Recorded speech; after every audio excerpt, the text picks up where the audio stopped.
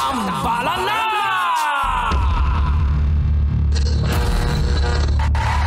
Ang tambalang kumikinang.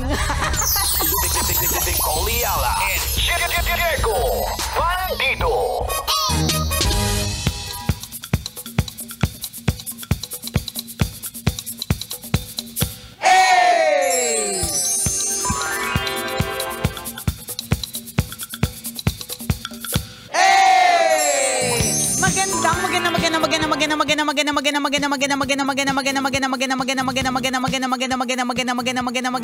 Magandang tanghali.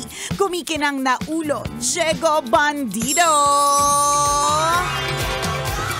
Diego! Diego! So, Diego, go! Magandang tanghali sa lumilipad mong pilik mata. Kumikinang ina!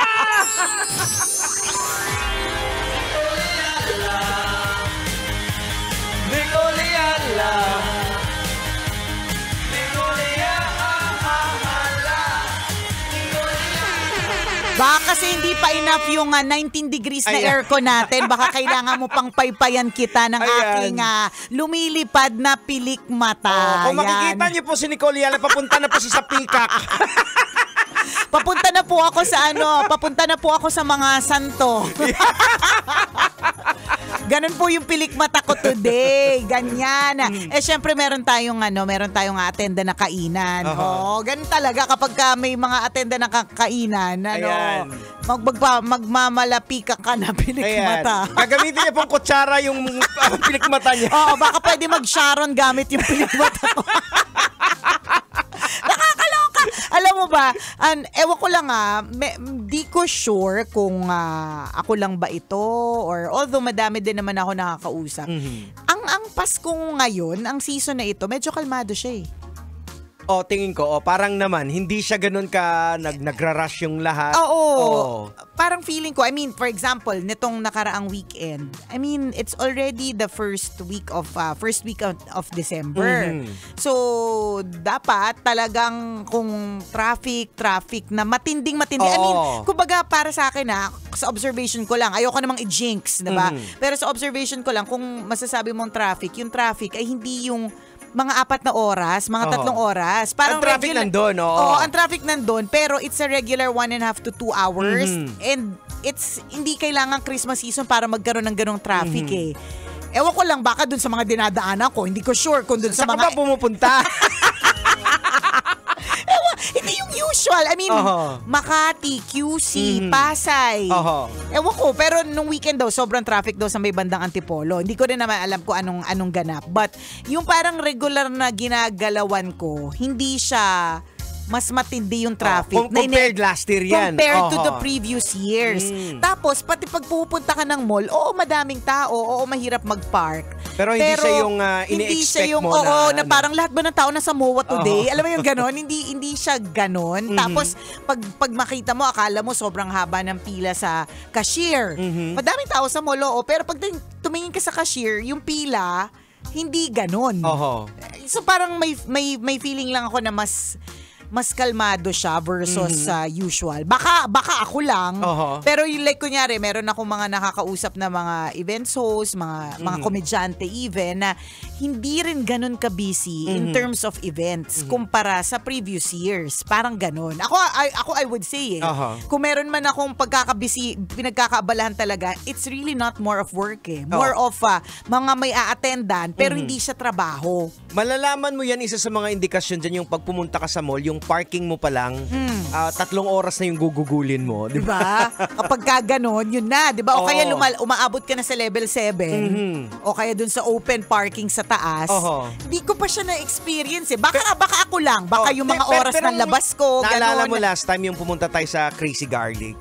Diba? Binabalan tayo ni Ren. Pero maya-maya konti, parang hindi siya ganun katagal na nakarating doon sa atin. So, ibig sabihin, may mga spaces pa. Kaya nga so parang indikasyon siya na, ewan ko, hindi ko alam.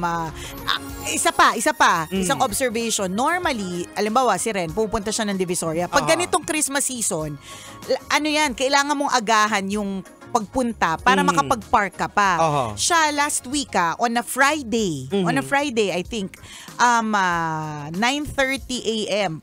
Kung Christmas season kasi yan, dapat wala nang maparkingan eh. Alam mo, mag-google ka na mga yan. Isang puno oras, na. 2 oras, maghihintay ka. O kaya matapos na mag-divisoria yung mga kasama mo, saka ka na lang nila babalik ka kasi hindi ka nakakuha ng parking. Check. Siya, pinicturean niya talaga na napakaraming parking space. Pwede nga tumambling split candirit eh. Ay, gano'n. Tapos sabi ko, sige nga, tumambling split candirit ka nga sa parking kung pwede talaga. So, siguro din ang isa sa mga kadahilanan ay dahil madami na nag-online shopping. Yan, isa pa rin. Isang Isa sa mga indikasyon. I think isang factor. Oo. Na, kasi meron din kaming nakausap na dati na malakas sa online selling. Actually, online selling. So sabi niya parang humina, hindi na gano'n pati online? kadati. Yung online niya, yung online selling. Okay. Pero sabi ko, inisip ko, usapan kami ni Mrs. Sabi ko baka dahil na rin din, online selling din yung pumapatay sa kanya kasi nga, from surplus siya eh. So parang nag-ano siya. So sabi ko, pag tumingin ka kasi sa mga shopping app, bago, tapos kakaiba yung design. Saka mabilis kasi ngayon ang delivery nila. Yung Totoo magugulat din, ka. magugulat ka yung hindi pa handa yung pambayad mo. Kasi mag-order ngayon, mga 3 days pa yun. Magugulat kami, tumatama yung Totoo. Sasabihin na nandito na. Yung pera mo dadating sa makalawa pa. Yun din. Yun, so dahil sa bilis. So yung friend mo ay on-site. Meron siyang actual. May actual pero online talaga sila. Pero humina yung online niya. Humina yung online. Paano humina? Yun nga yung pumapatay sa on-site. It's because nakikita ko yung choices. Yung dami. Oo. Competition. Yung choices na, kasi dati walang masyadong choices. Ngayon, halos mag-isip ka lang, ano ba kailangan ko ngayon? Kahit ano. Alam mo, itatype mo lang, andyan correct. Halimbawa, bili ka ng adapter. Yung para dun sa tatlong yung sa saksakan, di ba? Ako dati dati ang mabibili mo lang nun ay yung kulay cream. Okay, maswerte kung may black. Kung ano man, 'di ba? Pero pag online, magta-type ka orange adapter. Tapos ipe-present sa hindi lang orange, makikita mo may pink, may yellow, magugulat ka sa choices. Maybe that's also the reason why. Yun nga, yung sinasabi ko, yung traffic sa hindi ko sinasabing hindi po traffic sa Divisoria. Baka mamaya, lahat kayo sabihin nyo, hindi daw pala traffic, sabi ni Nicole. Pag doon, wala kayong ma-parking. Ito po ay experience ng asawa ko last week, which was a Friday. And it's already December. Kasi normally, November pa lang yan eh. Ano na yan eh, talagang siksikan, tagilid ng lakad eh. Diba? Hindi eh. Or baka hindi rin natin alam, baka yung flock ng mga tao is baka this week. Hapon. O kaya baka wala pa yung bonus. Kasi galing pa, aminin natin, galing pa tayo doon sa yung heartbreak tayo doon sa mga nangyayaring issue. Baka. So yung mood mo ay parang nandun ka pa. Hindi pa natin. Wala lang, basta pansin ko lang na dati kasi natatandaan ko parang November pa lang, alam ko na yung December ko, punong-punong-puno yan eh. Yung hindi na ako makakahinga, yung magtatanong ako, kailan ko ba ma-enjoy yung Christmas season kasi puro siya work. Tapos ako naman ngayon December na ito, sabi ko parang pinapa-enjoy sa akin ni Lord yung Christmas season. Tapos sabi ko, Lord, bakit ganon? Tapos yun nga, natanong ko yun sa mga iba kong mga kaibigan, yun nga, parang hindi siya medyo kalmado siya. I mean, in terms of yung pagiging aligaga, hindi siya ganon. Ano pa rin, meron pa ring rush. Pero hindi siya, kung i-compare ko lang to previous years, it might just be me. Observation ko lang naman siguro yun. It has something to do yung mga nangyayari, yung mga issue, yung mga korupsyon. Kasi hindi na tayo masyado nakakakita ng mga LGUs na talagang pabonggahan yung mga kumikinang sa paligid. Pwede. Dahil takot na rin din siguro. Hindi natin alam, di ba? Dito pala sa ilaw na pupunta. Na dapat pinapangkain na lang ng mga taong bayan, di ba? Kahit yung mga private na mga tao na hindi na rin din sila nagde-decorate ng pabonggang pailaw kasi baka pagkamalansa siguro baka contractor yan.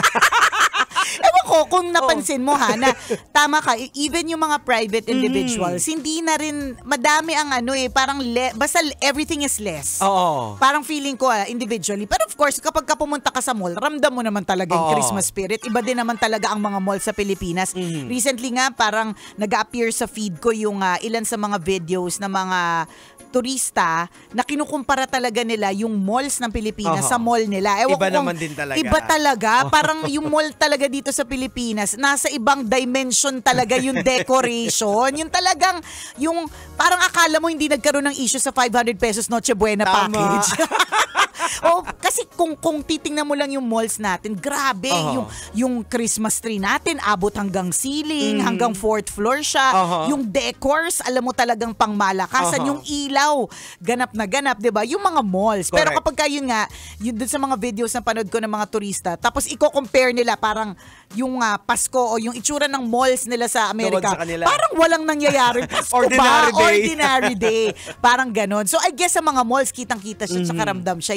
Yun lang parang individually, hindi siya ganon. Ako, hoping ako at ito tinitingnan ko talaga na baka yung flock is yung pag nakuha na yung 13 month. Baka. Yung ano na. Kasi talaga para lumakas din lahat ng negosyo. Oo. Kasi may mga nakakausap din ako, katulad ng kaibigan mo na feeling niya humina siya. May mga nakakausap din ako mga negosyante na hindi kasing lakas na normally taranta na sila kapag ganitong season madami pa silang stocks, mga ganong eklavu. Ayan. So medyo lang parang hinimata yung mga tao, yung mga spender for quite some time. And ako looking Hindi pa sila kasi hindi pa sila Pinoy pa rin din tayo. Correct. Kaya nga siguro tingnan mo, kaya tayo umaalma sa umaalma dun sa 500 pesos na Noche Buena package na alam mo, sa totoo lang kung pipilitin mo naman talaga at kung hindi naman kasi kailangan pwede ka talaga makaspend ng 500 pesos for a Noche Buena. Tama. Kaya lang, of course, Pilipino kasi tayo, di ba? Madami kasi sa atin. Minsan, okay lang pangutang, wag lang malaman nila na wala na tayong mapanghahanda. May ganun Parang gusto pa rin talaga natin na mag-spend, gusto din natin na mag-splurge, ganon. Actually, may nakausap nga ako isa sa mga nanalo ng Noche Buena package natin. Sabi ko, kasya ba yung 500? Sabi niya, kasya naman. Bangos, tsaka lechon. Pwede, no? Manok. Pero manok sabi niya, na chichirya. Oo. Yung bangos na chichirya, tsaka lechon na chichirya.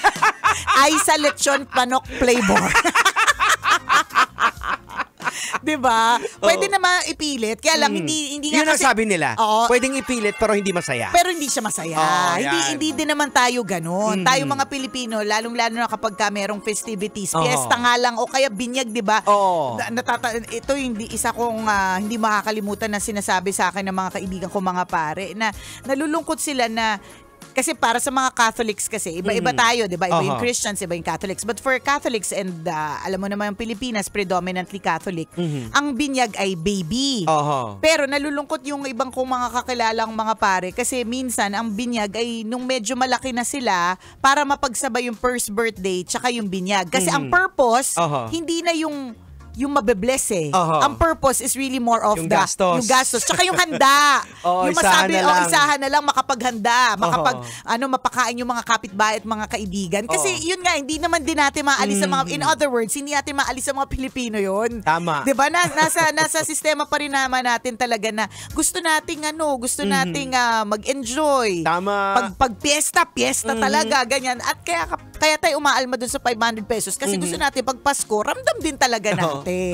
O baka nga, so sa mga kaibigan natin, mga negosyante, kalma lang kayo, baka naman sabi nga ni Jegs, baka naman hindi pa dumadating ang 13th month, baka naman medyo delayed na. Nagbabago na din talaga ang panahon Oo, kasi tandaan po natin yung economy natin is not really performing well. So baka yung mga kumpanya, hinohold pa nila, iniipon pa nila yung pang 13 month. Ayan, baka siguro ganon. So yun, pero definitely, Pinoy tayo Hindi natin ito palalagpasin Hay, nakakalurke. So nagre-react yung mga iba nating nanonood sa atin na online. Yung isa na medyo may kaunting ramdam ko yung inis niya Sabi niya, nino-normalize na nga kasi ng mga politiko na tayo na lang lagi ang mag-a-adjust. Pero sila may insertion. Kita mo yung mga ganyang feeling. Di ba? Paano ko gaganahan Pasko pero parang yung ninanakaw yung pera natin. Yan, yung mga ganon. Tapos syempre, medyo matindi rin naman yung mga nakaraang mga sakuna. Isa pa yan. So, Kaya siguro ganon. Oo. So definitely alam ko magkakaroon ng flock to eh. Magugulat na lang din tayo. Na lalakas na ulit ang lahat ng mga negosyo. Correct. Tapos magrereklamo na naman tayo kasi sobrang hirap na mag-park. Yung tao nasa kalsada na. Kasi nasa kalsada na lahat. Kasi remember di ba nagkaroon pa ng mga rally noong nakaraan. So yung 30 nagkaroon pa ng rally. So kaya siguro hindi pa sila all out. Tama. Ayan. Sige na nga. Okay. Hindi naman sa nagreklamo. Actually, parang mas na-enjoy. Nako-compare mo lang kasi. Nako-compare ko lang. Pero na-enjoy ko din naman siya na, yung hindi ka nagagalit dahil ang hirap maghanap ng parking. Yung, alam mo, yung mga ganon. Sa akin nga, na-realize ko lang, parang wala nga. Pero diba? Parang delayed siya. Kasi para sa atin itong this week, simula this week pa lang yung sunod-sunod na, dito na nagsisimula yung peak ng mga ganap natin. Mga trabaho. Unlike before, last year, maaga. Maaga. Kasi yung Christmas party natin was 5 ata first week. Ngayon, parang second week. So parang nauusog. Ayun nga, doon ako nalulungkot na part Parang dadating na ba tayo sa punto na mauusog na talaga. Dati, September pa lang, Pasko na sa Pinas Parang ganun.